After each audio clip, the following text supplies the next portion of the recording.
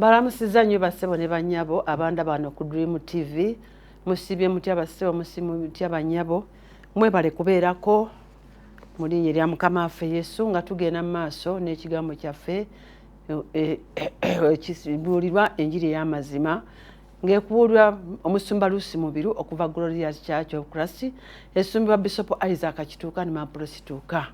Haleluya. Kale katusabe. Kitange taata nkwebaza olunaku lwaleero kwebaza olw'ekigambo ky'ogenda okumpisaamu olunaku lwaleero Mukama omwoyo omutukuvu ssebo nzikakkana wansi wonzikakkana wansi w'amafuta go taata nkiteeka wansi w'okubeerawo okukifukeko amafuta Mukama leka ekigambo kino nga kibuulirwa kitusumulule ate kitukole bulungi mu linnya lya Mukama waffe Yesu. Haleluya. Amiina. Ab'emikwano tugenda mu maaso n'ekigambo kyaffe eky'olwaleero mu linnya lya Mukama waffe Yesu. Tokkirizanga kuwangulibwa kwa sitaani ng'akuyita mu kukemebwa. Haleluya. Tokkirizanga kuwangulwa ka sitaani ng'akuyita mu ngeri y'okukemebwa. Bulijjo mulimu ebintu bye tukemebwamu naye ate mu kukemebwa nga tujja kujjamu okuwangula mu linnya lya Mukama waffe Yesu. Tulaba ali nga Yesu Kristo yali nga yakamaliza okusiima ennaku 4 ennaku nga amaze ennaku 30 ali mu ddungu asiiba mu Luka essuula ey'okuna. Tabali aba yakakivaamu bw'ati omukemi najja n'atandika omukema. Haleluya. Naye mu kukemebwa ate era yawangula sitaani n'ameggebwa wansi. Kati mukwano gwange mu lugendo n'olw'obulokozi ebikemo tebigenda kubulawo. Ebikomo bigenda kubeerawo naye ate olina okubiwangula okuyita mu linnya lya Mukama waffe Yesu kubanga toli wekka. Haleluya. Sitaani agenda okukema aba amanyi nti Katonda ali naawe era naawe okimanyi nti Katonda ali mu ggwe. Kwati gweoba ng'olina Katonda omunene, Katonda w'amaanyi atudde mu ggwe afugira mu ggwe, kati ekikemo kikuwangula kitya? Manya nti gw'olina w'amaanyi gy'asobola okuyisa mu bikemo. Tuyita mu bikemo bingi. Haleluya. N'ate tubiwangula okuyita mu linnya lya Mukama waffe Yesu. Kati mbadde nkusaba tusome tugendeko mu kitabo kya Yakobo. Haleluya. Mu kitabo kya Yakobo tubikuleyo. Yakobo essuula 1 n'oluyi lwa 12 mu linnya lya Mukama waffe Yesu. Yakobo 1:12 agambye bw'ati. Yakobo 1:12 n'agamba nti alina omukisa omuntu agumiikiriza okukemebwa. Alina omukisa omuntu agumiikiriza okukemebwa. N'abagambye bassebo ne bannyabo ng'okyatambula mu lugendo olw'obulokozi olw'obulamu ebikemo tebigenda kubulawo naye ate buli lw'obiwangula ng'obiwangulidde mu Yesu mukwano gwange oyambazibwa ekisa kya Katonda, oyambazibwa amafuta ga Katonda kubanga byo sitaani buli kaseera alina okulaba ti akemaka akusuule. Haleluya. Naye tokkirizanga kukemebwa kwa sitaani. Bw'agenda obbireeta tobeera wekka. Yesu obeera wamu naye era oyo gw'oli naye oyo afugira mu ggwe atudde mu ggwe agenda kuwanguza. Ekikulu tova mu kukkiriza. Abantu abamu tugenda ntuuka mu bizibu embeera aba n'ekuyinga n'olaba ng'ali wekka naye mulokole nkuzaamu amaanyi toli wekka. Katonda omunene atudde mu ggwe afugira mu ggwe takulekangayo okuva lewalukuka. Katonda ali wamu naawe ate atagenda kuleka. Haleluya. nga wanera ekyawandiikibwa kigambye nti alina omukisa omuntu agumiikiriza mu kukemebwa. Ebikemo tubiyitamu n'ogumiikiriza mu linnya erya Mukama waffe Yesu. N'agamba nti kubanga bw'alimala okusiimibwa aliweebwa engule ey'obulamu. Bw'olimala okusiimibwa Katonda ng'ebikemo byonna obiwangudde, Katonda agenda kuwa engule ey'obulamu. Haleluya. Agenda kuwa engule ey'obulamu kubanga agituwa atya. Oyinza okuyita mu bikemo ebyo n'otalumbibwako kirwadde n'ekimu ekyo nakyo weekiri.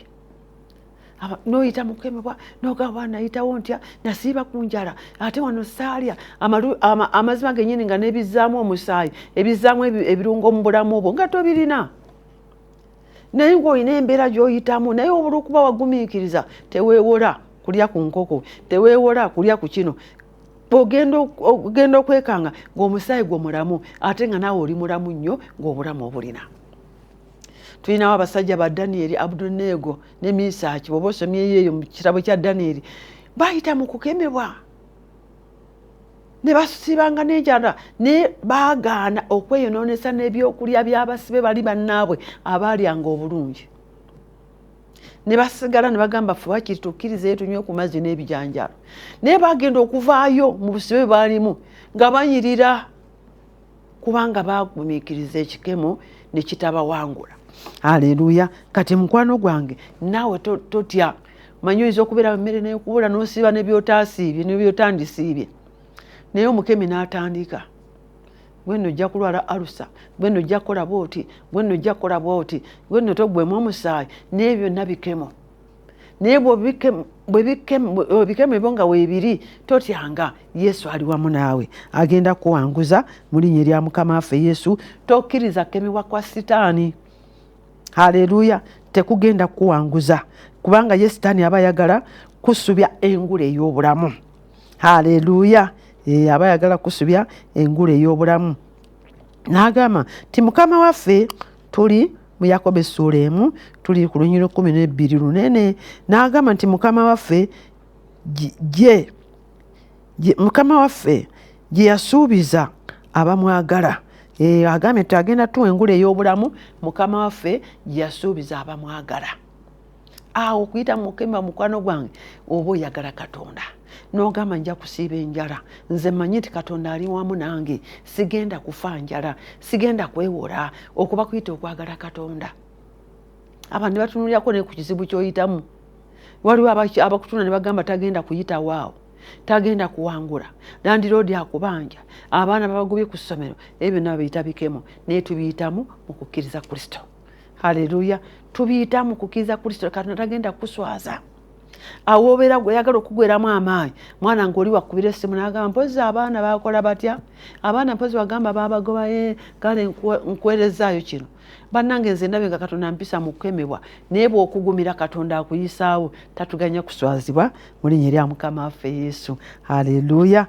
Kati tokkirizanga kukemebwa kwa Sitaani. Tujja agendako ne mu kitabo kya Timoseewo. Tugendeko mu kitabo kya Timoseewo. Timoseewo essuula Timoseewo ekyokubiri essuula 4. Tugendeko mu Timoseewo ekyokubiri essuula ey'okuna n'olunyiriri olw'omunaana. Agambye bw'ati nti ekisigaddeyo nterekeddwa engule, nterekeddwa engule ey'obutuukirivu. Mukama waffe gy'alimpeera ku lunaku luli. Waliwo engule Katonda gy'ali kuwanga badde togisuubira nakusuubira. Mu bibonerezo ebyo bw'oti lw'ogumiikiriza Katonda alina engule gy'akwambaza. Gandiba amafuta oba yandiba engule nga ku lunaku luli mukwano gwange gw'ogenda okuba nga owanguliddemu ne Kristo. Haleluya. Gw'owangulidde wamu. Manya tugamba mugume mpangudde ensi. Kati yagiwangula oyo gwe tuyina okwekwatako, tuyite mu bikemo, tuyite mu kubonaabona, tuyite mu mbeera ze tuyitamu. Abalala baziraba n'abantu ab'ensi baziraba, abalala ne bakusekererako, naye toggwangamu maanyi mu linnya erya Mukama waffe Yesu, kubanga tebasooka kusekerera gwe, banne Kristo bamusekerera. Ate nakati taba kyamujerega. Haleluya. Kuba buli ogamba nti ndokose, Yesu yakola bw'ati, Yesu bakyamujerega. Haleluya. Kati bajerega gwe, manya bajerega Kristo. Naye Mukama waffe Yesu Kristo ali wamu naawe, gwe abadde wabadde mu mbeera eyo, abadde aweddemu amaanyi olwa kuzaamu amaanyi era nkuwa amawulire amalungi. Obadde weeraliikira ngamba nti nze Katonda yandeka talinakuleka, ali wamu naawe. Haleluya. Ali wamu naawe. Engule eyo oli nayo mu linnya erya Mukama waffe Yesu. Haleluya. Oli nayo. Tujja kugendako ne mu kitabo kya Peetero. Peetero ekisooka mu linnya erya Mukama waffe Yesu. Tokkiriza kukemebwa kwa mulabe. Katonda ali wamu naawe. Peetero ekisooka essuula ya 5 tutandikeko n'olunyiriro olwokuna. Peetero ekisooka 5 n'olunyiriro olwokuna. N'agamba nti era omusumba omukulu bw'alirabisibwa muliweebwa engule.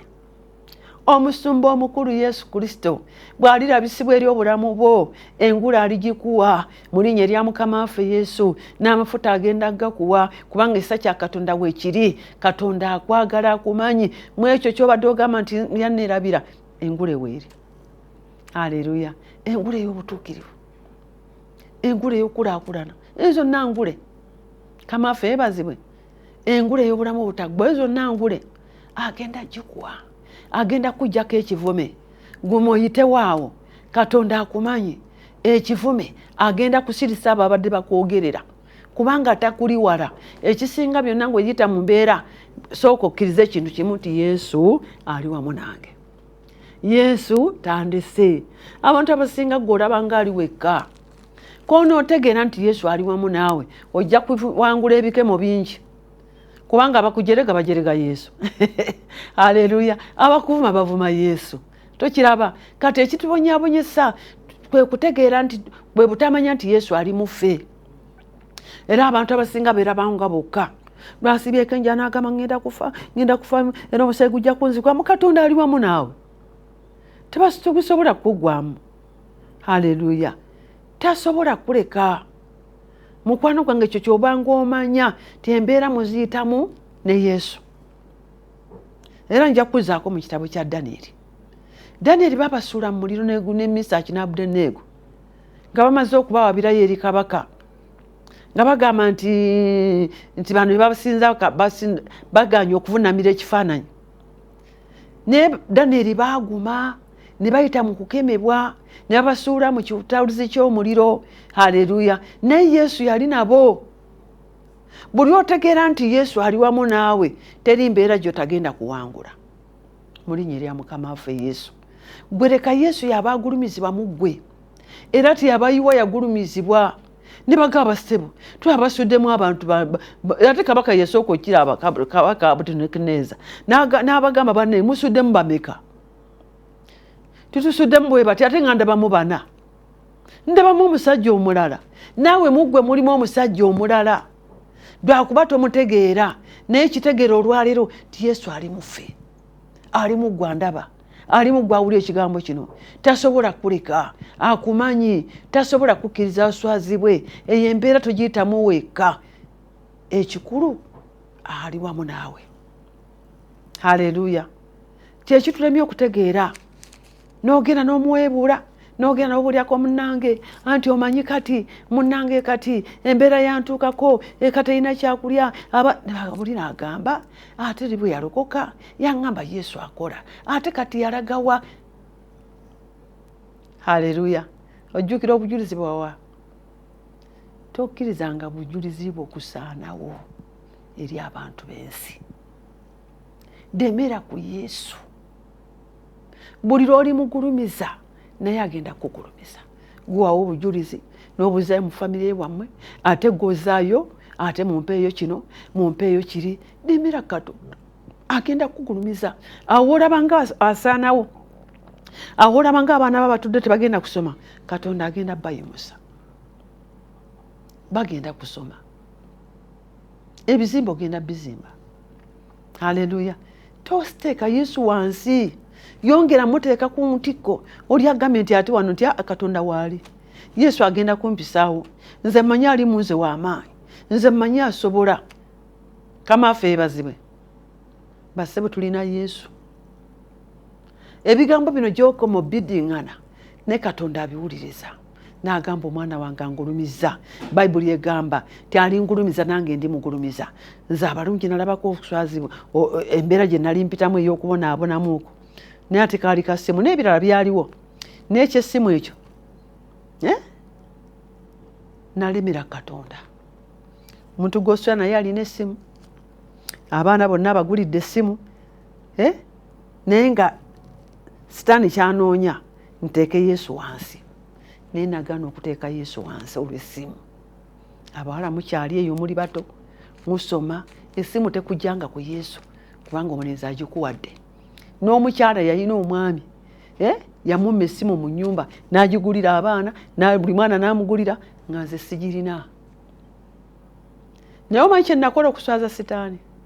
Nagaana okukwata, abakyala temukwata amasimu g'abaami olisaakinga akubiddaani. Nagaana okukwata ku ssimu ye. Nga ne bwevuga ng'eryawo sikwatako. Nga niridde Yesu gy'anampa. Kuba yaŋŋamba Yesu waakuwe. Haleluya. Awo osekamu n'enseko. nadde eri mu nseko n'enseka ne nga Yesu obiwulidde nze simu ngenda kugifuna. Abalungi waliwo Katonda alina amaanyi.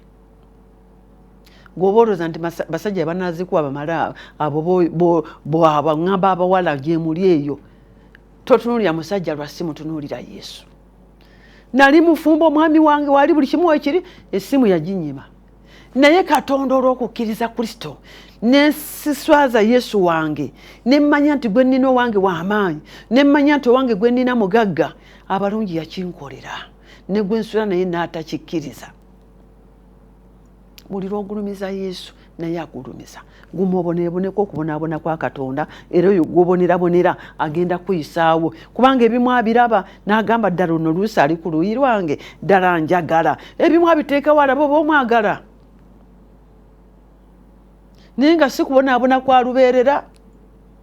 Olumu ziba testi za Mukama alaba okwa omwagala, kubanga ye oludde ali mu ggwe. N'asirika.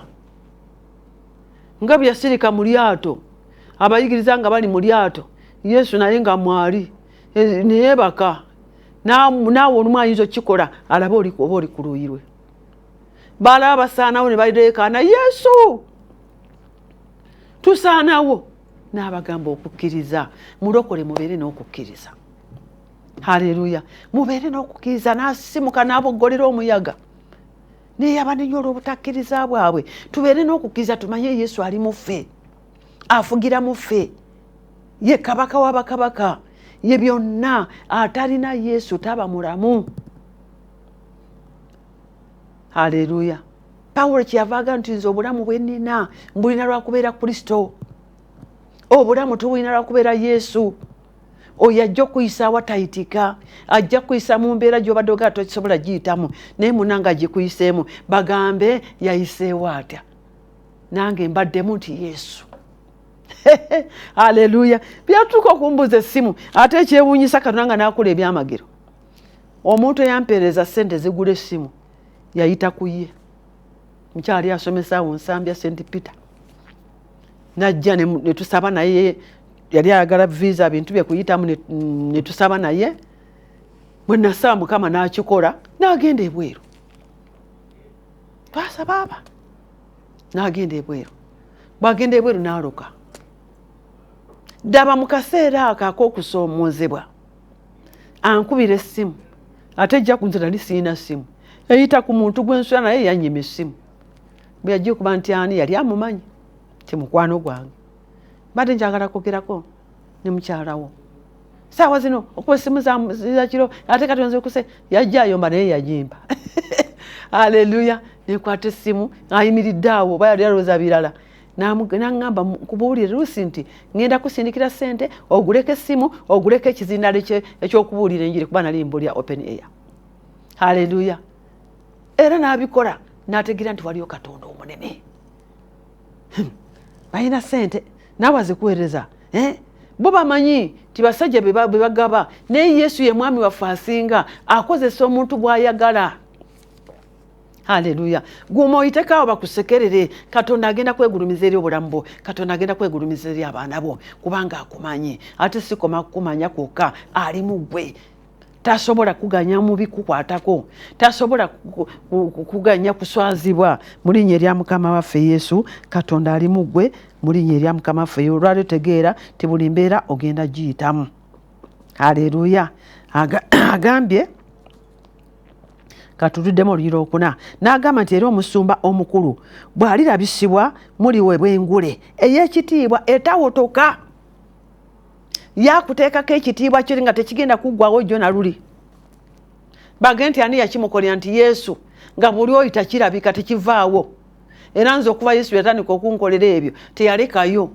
Si basajja batukwanye babikola, naye Katonda abeera mu ffe, ye mwami waffe, yakola buli kimu. Haleluya. Agenda kutikira engule etawotoka, etagenda kuggwawo. N'agamba olwokutaano ti era bwe mutyo abavubuka, kati kankayise eri abavubuka, n'agamba nti bwe mutyo abavubuka mugonderenga abakadde. Nako ngenda kayise eri abavubuka, era mwesibenga obuwombeefu okuweerezagananga mwekka na mwekka, kubanga Katonda aziyiza ab'amalala naye abawombeefu abawa ekisa. Muvubuka embeera ng'ekuyize kakkana, kakkanira omusumba wo, kakkanira abazadde bo, kakkana Katonda, ekisa kya Katonda bwekiri kigenda kuyisaawo. Ne bw'oba ng'oli muvubuka oli muwala, kakkanira embeera, Katonda agenda kuyisaawo. Haleluya. Bw'agamba weereza, kakkanira omusumba wo, kakkanira abantu b'oli nabo, n'omuvubuka mu myaka. Omuvubuka wasiza omuwala muvubuka mwewasizza embeera ebatuuseeko ng'omuddusa omulesaawo, kakkana mugenda kuyitawo. Naawe omuwala kakkana mu linnya erya Mukama waffe Yesu. Kayisizaawo eri abavubuka tweggyemu amalala mu linnya erya Mukama waffe Yesu. Okwetemera ekkubo awatali kkubo, beeraawo Katonda wayagala oyite. Eyo embeera olumu agireeta tusobole okukkakkana, tusobole okuggwamu amalala mu linnya erya Mukama waffe Yesu. Haleluya. Awo bwe tukakkana Katonda atuyisaawo. Embeera bwe kutuukangako ey'okubonaabonamu awo, Katonda aba ayagala okukubamu amalala gakuveemu, amalala okweragalaga okwo. Kakkana Katonda agenda kuyisaawo, agenda kuyimusa, n'olaga n'ebisimu ebitali bibyo mu linnya erya Mukama waffe. Oyesemu eri essimu ya mulenzi ozirayo mu kyaki nga si yo. Kati mukwano gwe Katonda agenda kuwa buli kye weetaaga. Kakkana omuvubuka, kakkana ate guno omulembe gwammwe kati mwe baweereza ab'omulembe guno mu linnya erya Mukama waffe Yesu. Bwe mutakkakkana Yesu temujja kuwangulamu naye,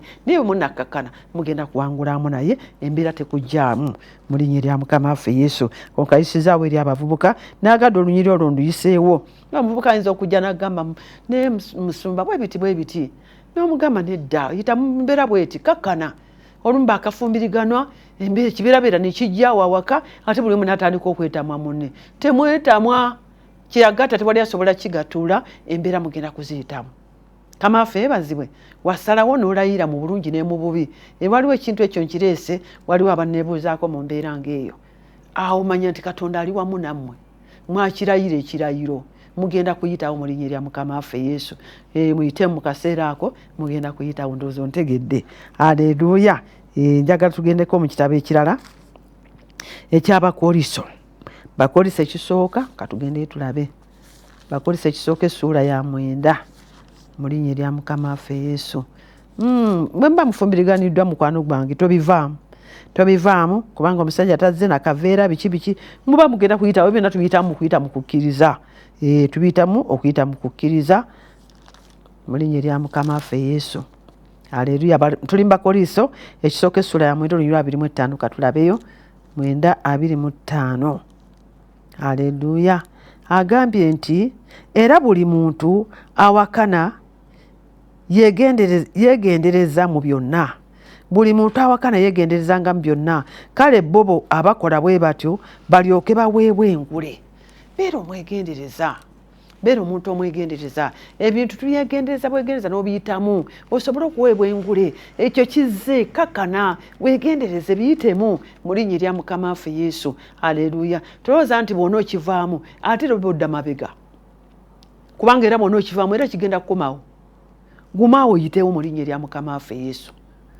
Ate ng'onookiyitamu tekyeteegasa kuleekaana, kubuulira kw'olina edda.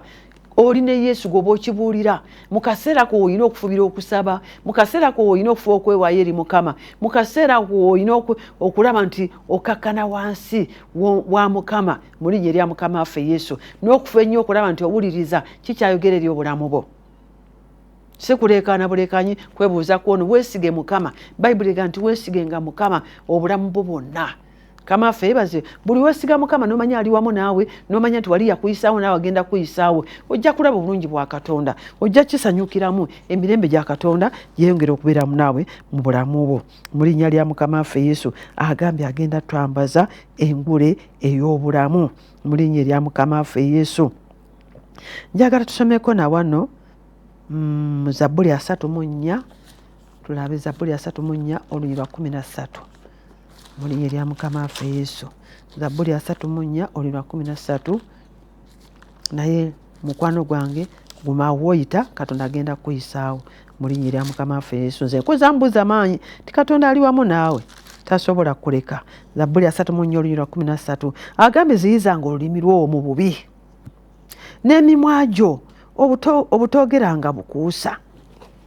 Ziyizaako mu mbeera gy'oyitamu, tekyetaaga kuleekaanaleekaana.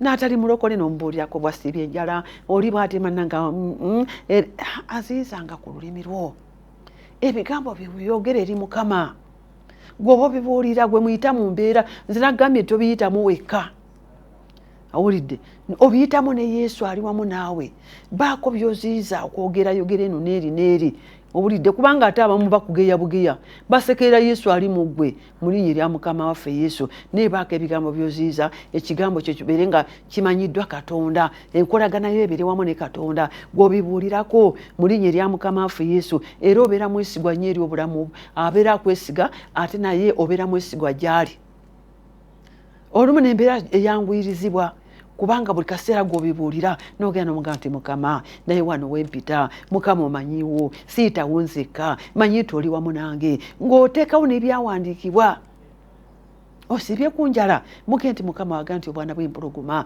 bunaabulwa nenze siibule kintu ng'oyogerako ebyawandiikibwa tinaabeeranga mu ggwe agamba onoobeeranga mu nze Mukama manyi nti oli mu nze bwano ngenda kuyitawo tasobola kuleka nga mulekwa Katonda abeera ng'obeeranga omugamba agenda kuyisa mu mbeera zonna z'obadde osuubira ntosobola kuziyitamu kubanga nze bw'onombuulira sirina kye ngenda kugasa olumu nandyagadde naye ng'ate nange simiridde bulungi haleluya mulimu abaagala okuyamba naye ng'ate nange nina wempita naye nga sirina gwe nkibuulira kibuulira Kristo Bayibuli kyevaga nti ali mu kwowola alirokolebwa tandikanga kwowola Mukama ziyiza ku lulimi lwo ziyiza ku bigambo byo mu linnya erya Mukama waffe Yesu musobole okutambula wamu ne Kristo haleluya tambula wamu naye ali ku luuyi lwo toweraliikirira okweraliikira tegenda kujjawo bizibu Mukama waffe yeebazibwe n'ekijjawo ebizibu kukkiriza Kristo tyali mu ggwe n'okukola okwagala kwe taba Yesu yayitibwa mu kukemebwa mu Luka essuula yakuna yakava mu kusiiba n'okusaba anoonya kitaawe yakavaayo bw'ati sitaani gayinjiddewo dda kale oba oli mwana wa Katonda gamba amayinja agafuuka emmere kale oba oli mwana wa Katonda va ku lusozi olyobuuke naye Yesu yakiremerako n'amanya ne wano omukemi ayinjiddewo nina kukozesa kigambo kya Katonda kozesa ekigambo kya Katonda ojja kulaba ng'oyitawo mu linnya erya Mukama waffe Yesu ab'emikwano Mukama abanjagalire Mukama abampeera omukisa oyinza okuba nga wandyagadde okulokoka nsaba oddemu ebigambo bino gamba nti ayi Yesu mpaayo obulamu bwange gy'oli obukyuse nsonyiwa olw'obutakkiriza osangule erinnya lyange mu kitabo eky'abatakkiriza oliwandiike mu kitabo eky'abakkiriza njatula n'akamwa kange nti ndokose bw'obozzemu ebigambo by'okulokoka Mukama akumpeera omukisa